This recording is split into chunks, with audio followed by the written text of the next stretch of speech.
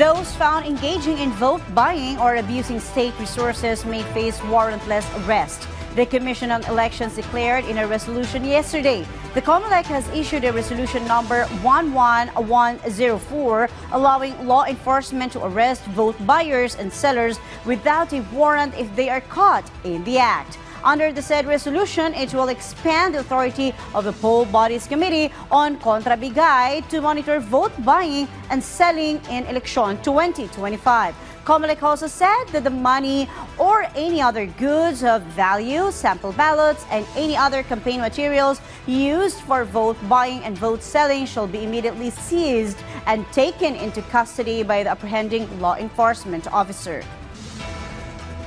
Lahat ng klaseng ayuda ay ipagbawal 10 araw bago mag-eleksyon.